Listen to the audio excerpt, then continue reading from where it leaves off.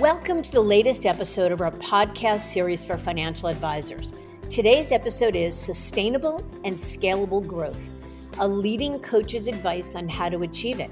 It's a conversation with Duncan MacPherson, CEO of Pareto Systems. I'm Mindy Diamond, and this is the Diamond Podcast for financial advisors.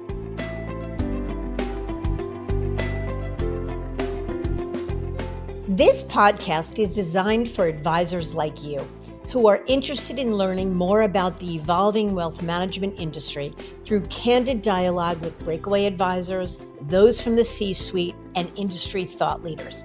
It's available on our website, diamond-consultants.com, as well as Apple Podcasts and other major podcast platforms. So be sure to subscribe and share it with your colleagues.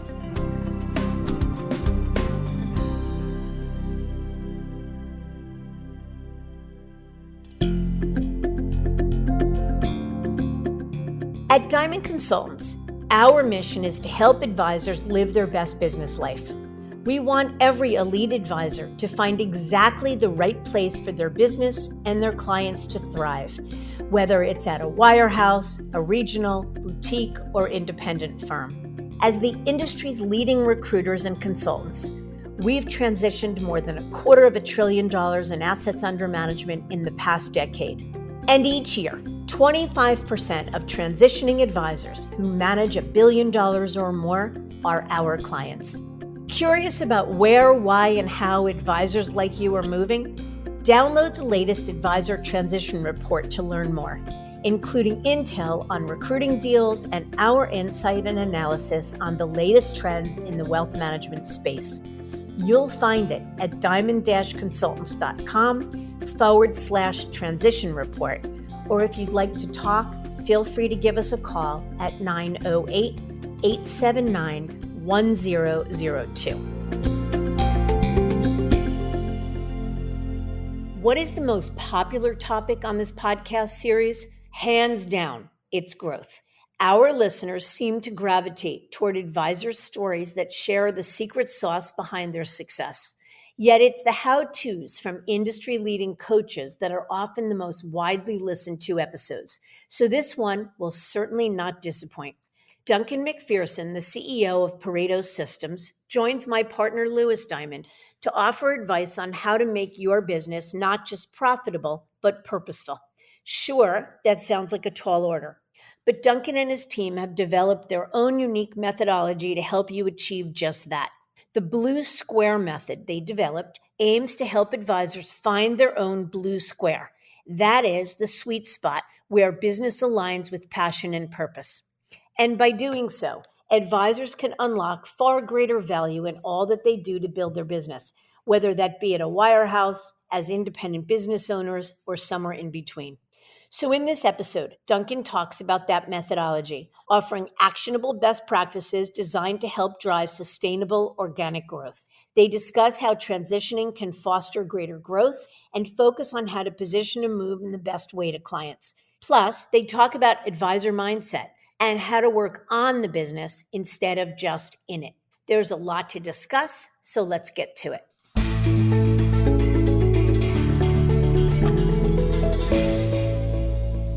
Duncan, thank you so much for joining our show today. Thanks for having me, Lewis.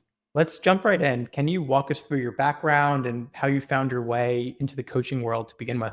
Yeah, just long story short, it was actually quite accidental. I had a marketing company back in the early 90s and over time started attracting financial professionals to that business, started to be fascinated by the business. I started collecting currency. I now have, I think, about 140 countries represented in my collection. Wow. So I was fascinated by the industry. I started talking to friends of mine who were in the financial services space, offering up some insights because some of the most enlightened, even back then, the early adopters when it came to client acquisition were not chasing. They weren't salespeople. They were attracting new clients, which lined up with my philosophy. So I started giving some basic ideas. They caught on, got a little momentum. My phone started ringing. I had one foot on the boat, one foot on the dock. I wasn't completely committed to the space, but then I started getting some introductions and it started to really gather some steam. So I made the decision in the mid 90s to go all in this space. Love it. I hope some of the coins you've owned are Bitcoin. You probably have a pretty strong opinion against that.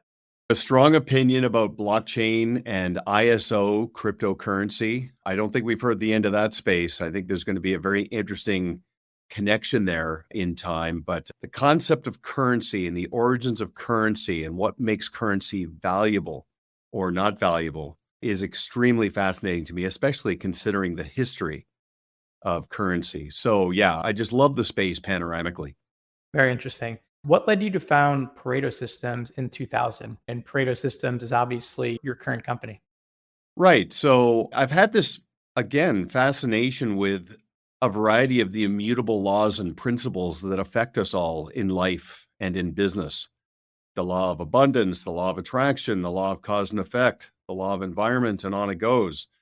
The law of scarcity, the law of compensation. I mean, it's just such an incredible study.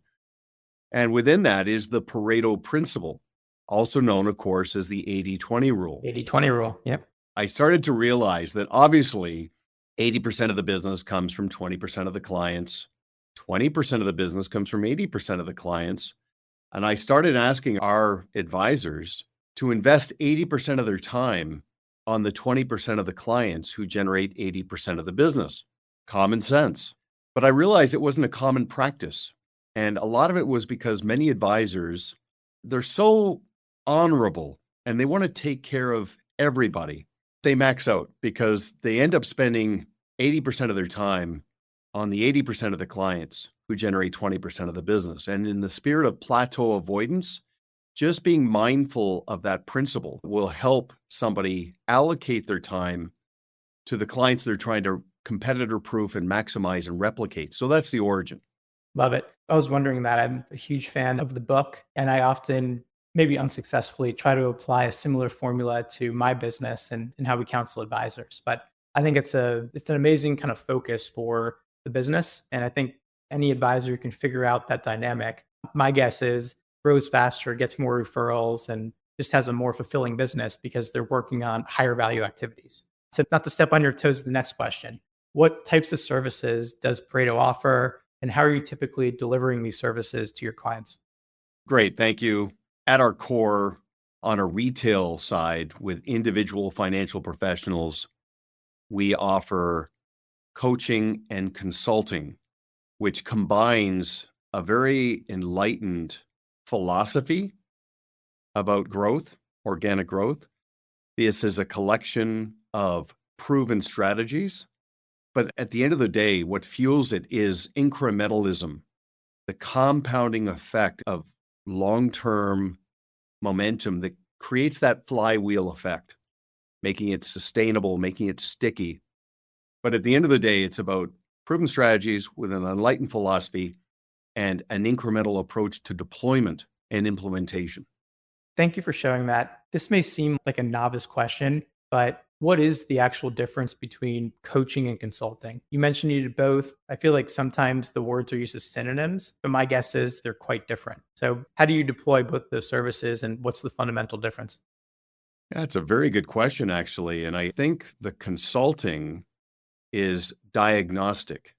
It's really popping the hood, kicking the tires of the business and understanding where the gaps are, where the unmet needs are, and drawing that out to create a blueprint. I think the coaching, it's not unlike a personal coach in the gym. It's like a professional nag. It's an accountability partner to ensure that it's not just a pep talk, like things get done. So it's a fine line, might be some semantics, but that would be my way to create that distinction.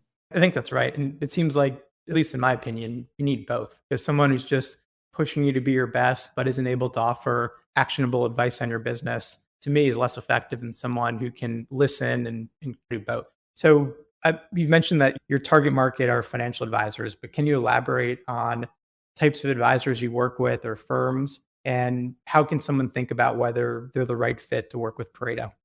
Yeah, again, thanks for that. I mean, we've worked with a variety of fee-for-service, knowledge-for-profit professionals. These are people who think for a living, but our core is in the financial services space. And candidly, it starts with a philosophy. The people who like us the most need us the least. if you know what I mean. Like they're already very effective, but they're mindful of plateau avoidance. They're just looking down the road. And I often ask, are you a $1 billion advisor currently managing 450 million? The question seems simplistic, but it's quite revealing. And because Lewis, 0 to 450 is hard. 450 to a billion is less hard. We see it all the time. But it starts with the philosophy of they're already self-motivated, they already have momentum, but they're also looking down the road. They're to varying degrees aware of the potential collision course with a plateau or with commoditization, and they just want to keep working on themselves and working on their business. Yeah, it makes good sense to me. And I think you've hit on some of these, but typically when clients either come to you for the first time or they're working with you for many years, what are the most common issues and challenges they're facing? I know everyone's different, everyone has their own issues and they experience them in different ways. But if we had to generalize, what are the most common areas you're helping these clients with? Yeah, and that's a long list, but first of all, it starts interestingly with many advisors wanting to know what other advisors are doing.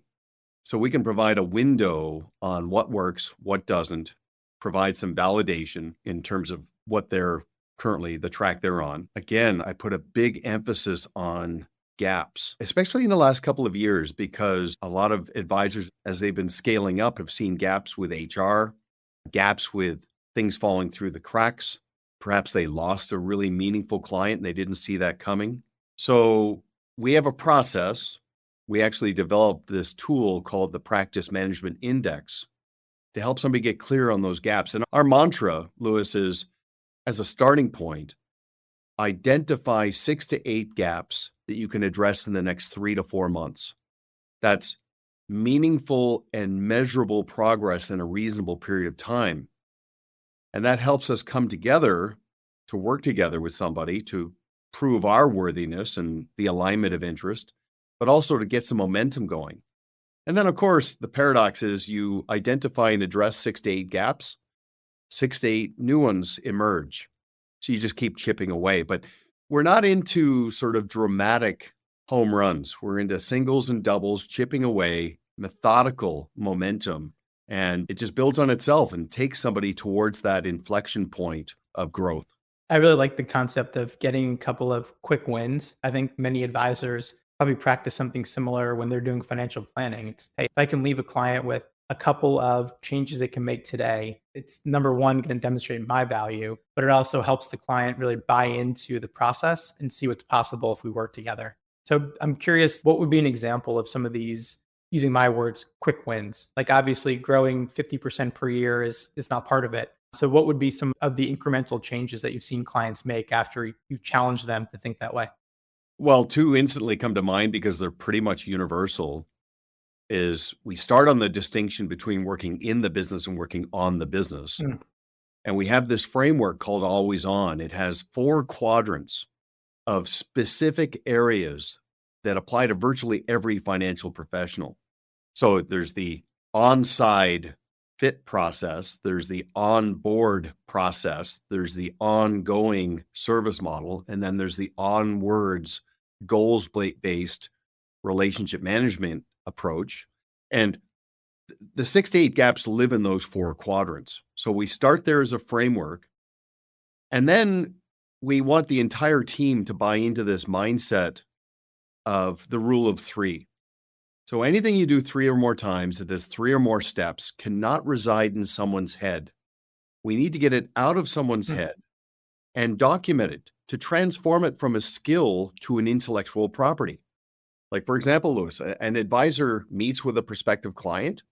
They have to deploy their fit process. And a typical advisor would have 12 to 15 steps in their fit process. And everybody knows what they're doing. They have a process, but is it standardized? Is it organized? Is it documented? That's how we ease in. And then we start building on that momentum. And the second one, it's not uncommon. We'll work with a team of 5 people or 8 people. So you've got 8 messengers. We want to make sure the messaging, how they represent and articulate their value, is consistent. I'll often ask a team of 8 individually, what makes your team different? What gives you professional contrast? What makes you fee worthy? I'll get 8 different answers. Good messengers, but disconnected messaging.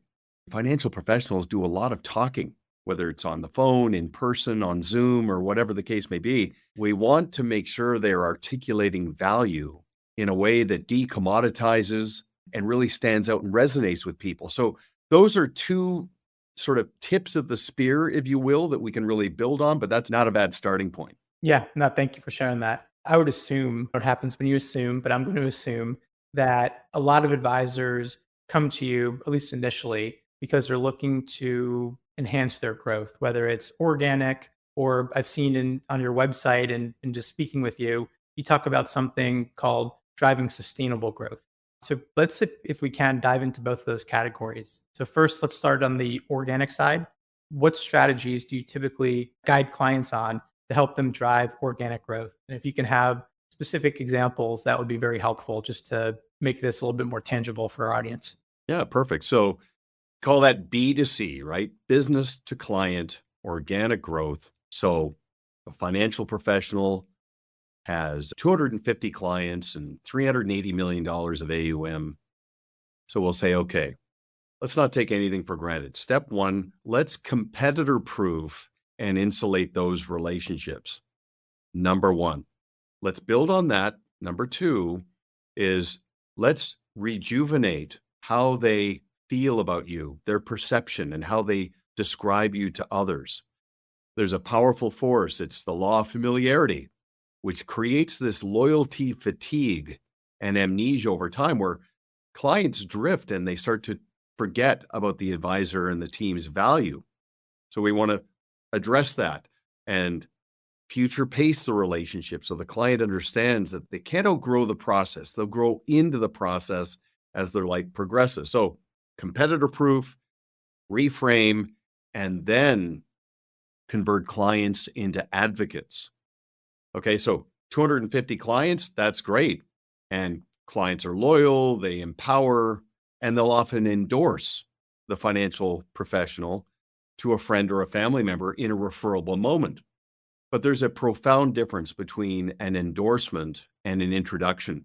So an endorsement's when a client tells a friend to call the advisor, and that's undermined by the law of diminishing intent. Often, client will tell a friend, call my advisor, she's great, nothing happens. Advocates don't endorse and tell a friend to call the advisor. Advocates call the advisor on behalf of the friend.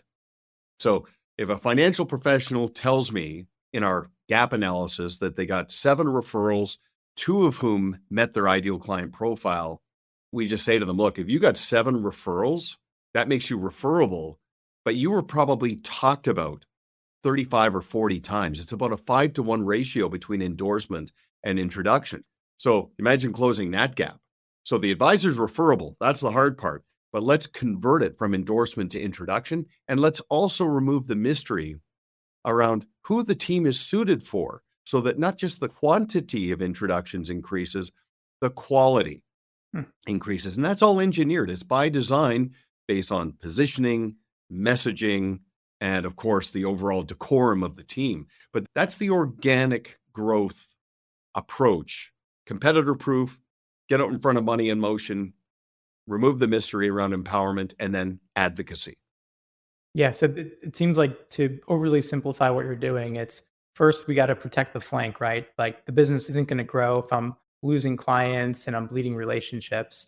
But also, instead of spending a bunch of money on M&A or on a bunch of fancy marketing things, you may as well harness your number one potential area for organic growth, which is your current relationships and your centers of influence. Is that an oversimplification, but is that on point?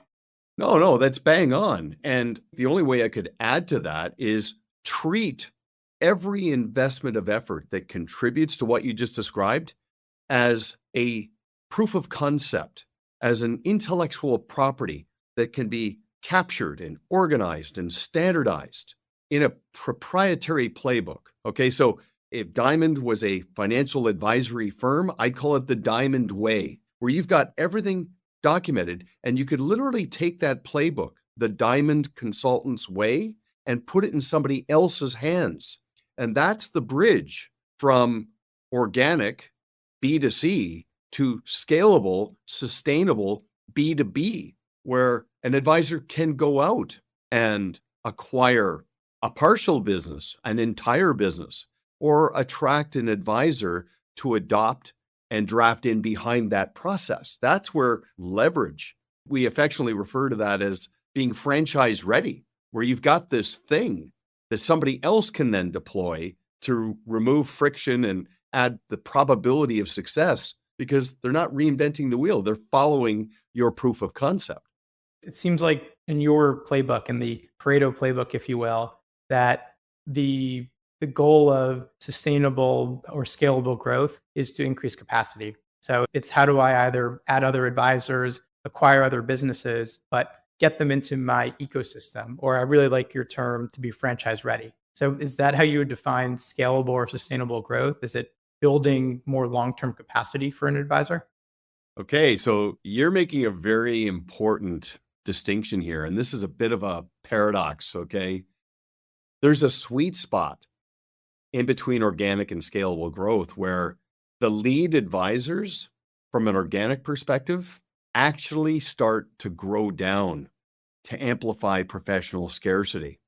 Let's just say that advisor with 250 clients, let's say they decide that they're actually going to take 100 or 150 of those clients and allocate them to a different advisor to go deeper into the 100 that meet their ideal client profile. And they're actually going to say to the clients that they're keeping, hey, look, we're in our approach to raising the bar and elevating the client experience, we've actually made a decision to grow our business down from 250 clients to 100 so we can go deeper in and actually get out in front of your evolving needs because they're becoming more complex.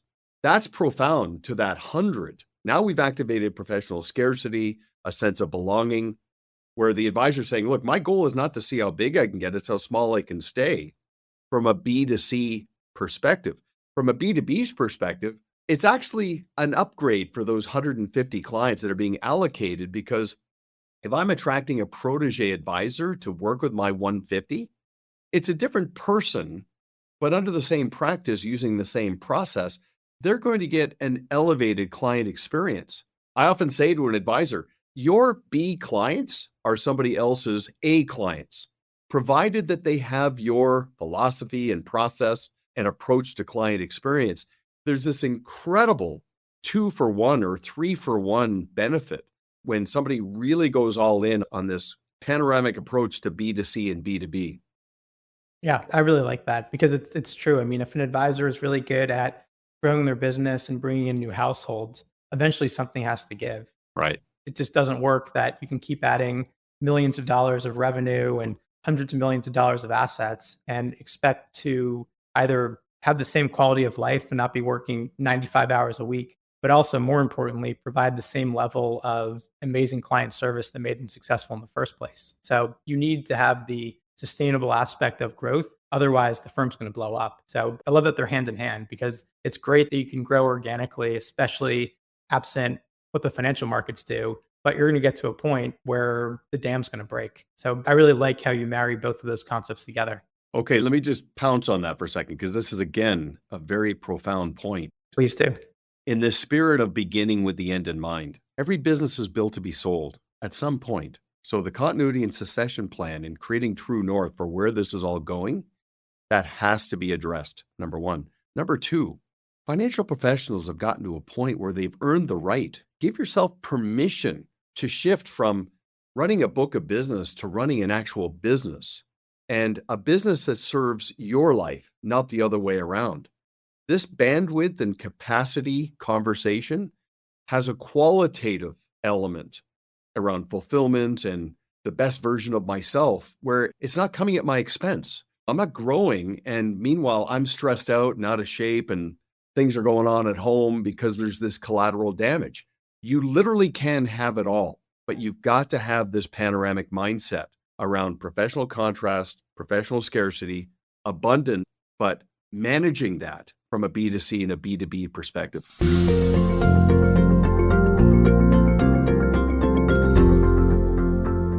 Let's spend a minute talking about, you said beginning with the end in mind. We're absolutely reading from the same song sheet because we counsel advisors who are thinking about change or even just in general to think that way and to prepare for the eventuality of an exit from your business, even if you never plan to sell it. So can we just unpack that a little bit? And in your view, how can someone begin with the end in mind? What are some things they can start doing today? Yeah, it would have to begin with this understanding to depersonalize the business. It's not the Lewis show. It's not the Duncan show. Okay, your clients have as much appreciation for the other people on your team and for your practice and your process, not just you and your technical ability and moral compass and reputational equity. So it starts there. So get everything out of your heads, elevate the client's appreciation that you don't just manage money, you manage a business and you manage people. Start there. And then again, not to oversimplify, but start running the business like a business. It's not just good intentions. Like you have a process in place and make sure clients understand and appreciate that. So I'll let you respond to that, but that's the philosophical connection that helps us create an alignment of interest with the clients that we coach and consult with, is just them coming to their own conclusions that, yeah, you know what? I've got to start to depersonalize this a little bit so my clients really get it, really understand what it is they're bought into. I really like that. It sounds so simple to depersonalize the business. It seems obvious that if a business ever sold, that the more the business is about the business and not about the cult of personality or the individual who's potentially retiring, that the business is going to be more valuable. I always say that preparing for an exit, even if you don't intend to sell, makes perfect sense on two levels. First one is you're going to build a better business in the meantime. The second one is you have the option to sell if one day you decide you want to monetize or an amazing offer comes around. So to me, it's not just we got to prepare to sell because we're going to sell. It's preparing to sell because that's the right lens to look at your business. And we've seen a huge shift where any advisor, no matter where they practice, they can be within a private bank, they can be on an advisory team at a wirehouse, they can be running their own RIA. They've really had a shift where they're thinking of their practice or their book of business more as a business. And all of what we're talking about is an amazing way to elevate everything so that if you do want to have the option to go independent one day and actually build an actual business, or you decide to exit through a firm's retirement program or to an external buyer, that at least you've preserved that optionality. And to me, that's what beginning with the end in mind is. Very well said. And then, of course, with that comes liberation and order, where you're free to pursue whatever your core purpose and calling is above and beyond being a financial professional. It becomes a bit of a track because you start to realize that by depersonalizing, I start to demystify for my clients how I'm perceived and how I'm described. And I start to decommoditize my value where my value is not just gauged on what it looked like last month on that statement. It's more about where is this relationship going and what am I actually connected with as a client? Now that sounds a little overly philosophical to some, but think about this. You talk about the end in mind. I mean, many financial advisors we work with have second, third, and fourth generation clients. They're all over the family tree. I mean, who else in business gets to say that? So you want to go deeper into being indispensable to a client around their continuity and succession issues? Address your own in real time. Add congruency to your credibility, and you'll be all over the family tree. Yeah, that's spot on. Let's pivot a little bit. We've had some common clients, meaning folks that we've represented in their transition or as they thought about transition, and folks that were clients of yours. And something that was called out to me that I thought was brilliant was a process you walked these advisors through. I think you called it the PSP process. Can you explain what this is and how to think about it in context? Yeah, well, first of all, I just want to acknowledge I am very impressed by your command of what it means to be the advisor of the future, like looking at the space panoramically. So congratulations on that. I'm not surprised at all. Your reputation precedes you. Oh, thank you. To get into what you're talking about there regarding PSP, that's actually one of three components within what we call advisor flight plan. So advisor flight plan is a well thought out, proven approach for an advisor who has been in an environment that has served them well to this point, but now they're starting to think about moving to a different environment. So we've coached and consulted many teams to work through that. The first part of that is how you prime the pump. So first of all, how you select a new environment, number one, and then number two, how you position it with clients and how you start planting seeds even before you decide to make a move. So PSP is an acronym, and the first P stands for philosophical fit. Okay, so Lewis, this is a fit process. So a philosophical fit, a strategic fit, and a practical fit. That's PSP. So the philosophical fit is just identifying an environment that is in your best interest, your client's best interests, and your team's best interest. And that's very deliberate, very methodical in terms of, will this new environment honor your approach to IP and running a business like a business? And that means, okay, I'm not a transactional broker. I'm not just representing proprietary stuff. I use stewardship, not salesmanship. The firm is not notorious for perpetually moving the goalposts. They're just philosophically in sync, allowing the advisor to build a brand within that brand. Okay, so that's the philosophical fit. The strategic fit is, how do my clients benefit from this? Like, does this environment allow me to put all the pieces of the financial puzzle together for a client as their life unfolds and their needs evolve? I mean, I'm sure you've seen this too, where it's not uncommon that a financial professional could put as many as 100 pieces of a financial puzzle together for a client as their life unfolds, and next gen, some do even more. Does the environment facilitate that? And does the environment have an impeccable, like a sterling track record around transitioning clients from one environment to a next? Was it overpromise, underdeliver, or do other advisors say, I was blown away. My expectations were so exceeded by how they conducted themselves. So that's the strategic fit. And by the way, Lewis, stewardship ultimately means all roads lead to what's in the best interest of the clients. I mean, I say to advisors all the time, every consultation we do, every presentation I do, every conversation like this, an advisor could have a client listening in and the advisor would not be embarrassed. The client would actually think more highly of the advisor by really understanding what's going on behind the curtain. That is pure stewardship in my view. So philosophical fit, strategic fit, and then of course, practical fit. Practical fit is the economics, but have it cascade to that. Don't lead with that. Like I've said to advisors in the past, like, okay, you're getting a big check. Are you going to tell your clients you're getting this big check?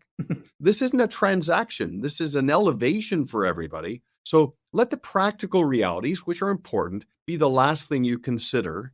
Have it trickle down to that, but be relentless, be merciless about the clarity that comes from that, especially based on enterprise value and the end game around the monetization event. So these are the things that go into the first step in advisor flight plan. And I know you like baseball. I think we're batting a pretty high number with this approach.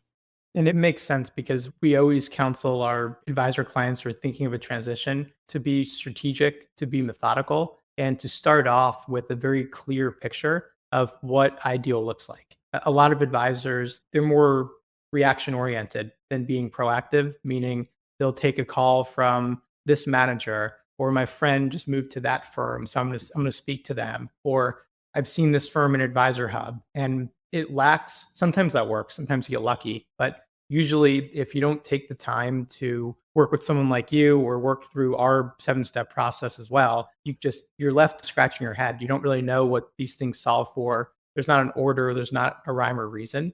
So I would encourage any advisors listening, even if you decide not to make a transition, to spend extra time than you think, either retaining someone like Duncan, talking to someone like us, just getting really clear on what your North Star is. To us, that's a requirement. We won't work with anyone who isn't going to be thoughtful about what they're trying to solve for. It's just inefficient and does not lead to as good of results.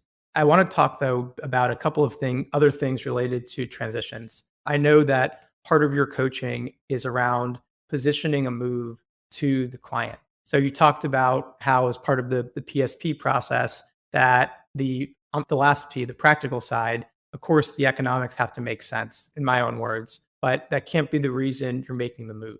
So with that as background or context, how do you help your advisor clients position a move in the eyes of their client? Like, what are the key tenets of the pitch, or what are some actionable things that you're willing to share with the audience for how they can position a potential move to clients one day? Yeah. So there's a lot there. And again, many advisors are reluctant to even go there and have a conversation with us early because of their uncertainties about confidentiality and things like that. So we're, as you are, very mindful of that. But here's the thing, and this sounds corny, Lewis, but I say to an advisor, okay, you and I are having a consultation right now. Look at an empty chair in your office. Pretend your client, your best client, is sitting there listening in. Just pretend that. So let's just be open and forthright. What does all this mean? The first step, even before you've decided officially that you're moving and who you're moving to, start planting seeds for your clients. And this is very simple. At the end of every phone call, after every meeting you have with a client, over the course of the next 90 days, just plant this seed. Just simply say, hey, Mr. or Mrs. Client, before I let you go, I just want to let you know that our team is ecstatic because we're going through an exercise right now for the purposes of elevating the client experience. We've actually hired a coach in a consulting firm. They popped the hood, and it's not like there's anything wrong in terms of our current approach, but we just don't want to be complacent. We know we can raise the bar, find that next level, and we're ecstatic about this exercise. And over the course of the next few months, I'm going to start to show you some of the things that we're doing. And I hope you see the value in them as well. So I just wanted to say that.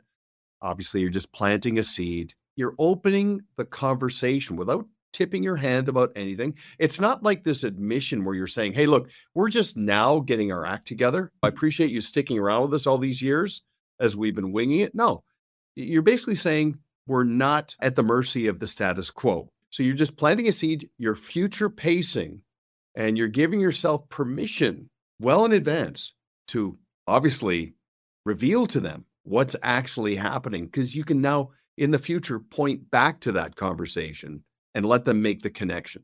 That's how that looks. It's very simplified, of course, but it's just been proven to amplify the buy-in and the engagement of these clients.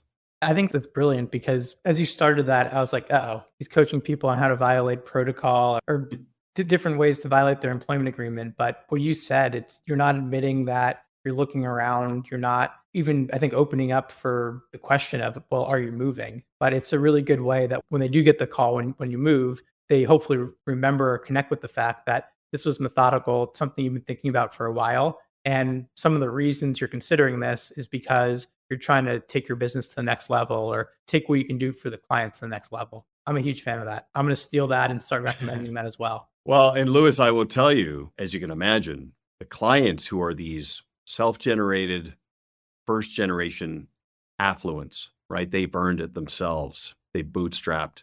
They're the proverbial 25-year overnight success stories. Really connect with this because they understand that this advisor's clay is still soft. They're not just riding their momentum. They're continually working on themselves. They can relate to that, even if it's unspoken. It's just something they can relate to and connect with on a different level. Fantastic. Let's do 2 more questions, if you don't mind. So still on the topic of transition, I assume that sometimes as clients are working with you, some of the challenges they might be facing are a direct result of the firm they're employed by, the platform they're on, et cetera. So do you believe from your coaching perch, which does not have a horse in the race, if you will, around whether or not someone transitions, that in some instances, changing firms or changing models can be a successful way to drive growth or to turbocharge growth? Or do you feel differently?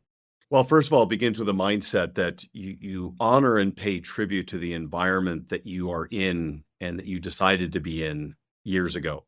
Okay, so just take the high road. It served you well to this point. So as a lifelong planner, that was a chapter in your life. Embrace and honor that, number one, just philosophically. Number two, yes, to answer the question directly, it's interesting, Lewis, because in the spirit of expectation management, many advisors reveal to me that their fear is, are the clients going to follow me? Will the assets follow me? And we have a very interesting approach to that, getting their head around, is it going to be 80%? Will it be 100%? Whatever the case may be. Then in the spirit of future pacing, then I start saying, what does it look like if 120% follows you? And they're like, what? I say to them, look, there's loyalty fatigue in your business. There's complacency in your business. There are dormant assets. There's a vein of gold in your business that, for whatever reason, is dormant. When you go into motion, if you position this properly in a forthright, transparent manner and future pace, you will reframe and rejuvenate your relationships, and you will unlock all kinds of dormant assets, or you'll get out in front of them evolving, whether there's a liquidity event, right? Selling their place in Tahoe, or the biomedical firm they had a private placement in materializes, whatever the case may be, they're going to get out in front of that. And it's very common that a $200 million business, once it transitions after 6 to 12 months, it's a $130 million business or more, just depending on the reality. But there's a bit of a self-fulfilling prophecy to this. It's a mindset around expectation management. I mean, as well as I do, that stress is born in the place between expectation and reality. So let's just be very methodical about expectation management. Let's adopt the mantra that only the paranoid survive. Let's be paranoid about this, but let's also be optimistic and self-fulfilling that you're going to crack the code and you're going to unlock a lot of advocacy, empowerment, and rejuvenate loyalty once the dust settles. And we see that all the time. So you heard it here first. Transitions can lead to growth. That wasn't Lewis, the recruiter and president of Diamond Consultant speaking. That was Duncan MacPherson, a very highly regarded advisor coach, saying that by transitioning, I'd say sometimes you're able to have a new mindset, I guess, go back to clients that maybe the relationship grew stale or dormant, and being re-energized and having a fresh place to hang your shingle can sometimes lead to growth. Talking a little bit tongue in cheek, but I think that's a very powerful takeaway, because in our line of work, people hear the word transition and they clam up, right? All they think about is the risk, the amount of work, the stories they've heard. But we always try to coach people on framing it as a positive. These are going to be the benefits of transitioning. You're doing this for a reason. You didn't come to this decision lightly. And there's also a mindset shift that happens when you make a move. It's a new environment, and maybe you grew complacent, or things were on autopilot. And now it's a way to get back in touch with the business and really focus on growth. Well said.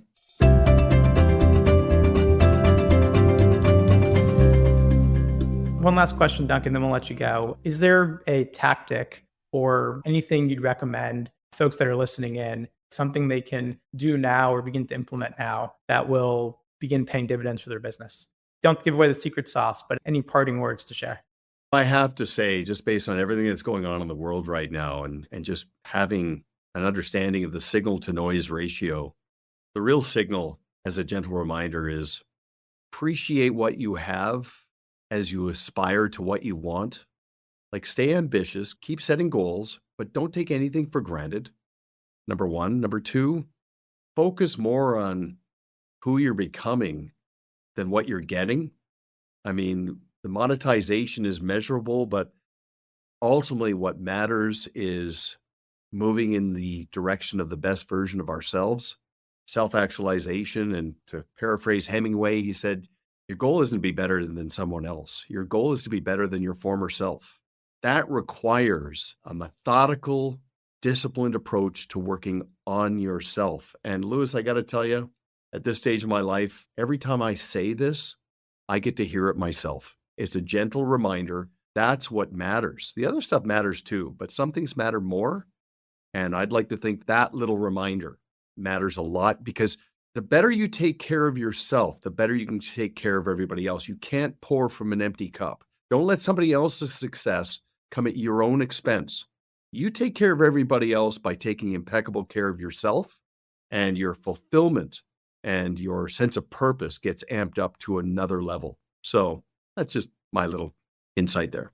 To me, that's extremely actionable. Anyone, no matter what industry, they should take time to appreciate what they've accomplished, appreciate where they've come from, And instead of just focusing on, well, how am I going to do that again next year? Or I just got that client, it's time for the next one. Take a second, be comfortable in the pause, and really just celebrate what you've accomplished. And I'm with you. That drives mindset, which drives growth. And it's everything we've been talking about. So there's plenty more we can hit on. There's like 20 other questions I was hoping to get to, but we'll have to do a follow-up on this topic because there's a lot of alignment between the way that we look at the world. And I'm confident that our advisor audience got a ton of nuggets of wisdom here, whether it was just the mindsets to have, some really creative strategies for how to prime a client if you are going to make a change, and just some really good ways to think about growth, both organically, but also growing sustainably. So really appreciate spending time with us today and opening up the kimono a little bit on what you're accomplishing at Pareto Systems.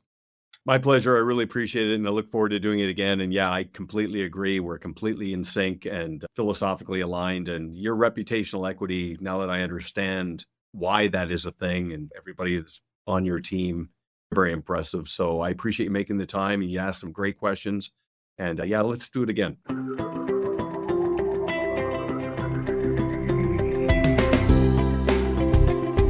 Curious about where, why, and how advisors like you are moving? Download the latest Advisor Transition Report to learn more, including intel on recruiting deals and our insight and analysis on the latest trends in the wealth management space. You'll find it at diamond-consultants.com/transition report. Or if you'd like to talk, feel free to give us a call at 908-879-1002.